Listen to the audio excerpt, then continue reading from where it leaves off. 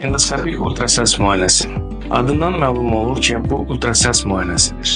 Lakin normal ultrasəs müayinəsindən fərqi, müayinə mədə-bağırsaq sisteminin içindən aparılır. Fərqi tək bundan ibarət deyil. Bildiyiniz kimi ultrasəs müayinəsi ultrasəs dalgaları ilə toxumalardan məlumat əldə edərək vizualizasiya yaradır. Abdominal ultrasəs dalgaları 3.5 MHz tezliyində aparılır. Lakin EUS ilə dalgaların 4.5-30 MHz arası dəyişərək orqanlardan daha dəqiq vizualizasiya əldə etmək mümkündür. EUS həm diaqnostikada, həm də terapevtik məqsədlərdə istifadə olunur. Bunları həyata keçirmək üçün bir neçə quruluşlu alətləri var. Radial, linear və mini-prob.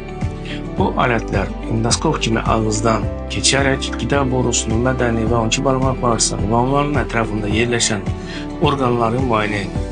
Həmçinin anal kanaldan keçərək düz bağırsağı və bütün yoğun bağırsağın müayinələrini aparır. Müayinə zamanı mədə-bağırsaq sisteminin divarları, onları əhatə edən sahələri, divar araları, mədə-altı vəzin, böyrəklər, böyrək üstü vəzin patologiyalarını incələməyə, analiz alınmasında şərait yaradır. Bununla belə çox bir patologiyaların müayinə və müalicəsinin aparılmasında mühüm rol oynayır. Bizim mərkəzdə Olympus şirkətinin son model EOS aparatı quraşdırılıb. Bütün müayinə və müalicələr yüksək keyfiyyətdə, tam steril şəraitdə, xəstənin komfortunun saxlanmağı, sağlamlığını pozmadan, zərər gətirmədən həyata keçirilir.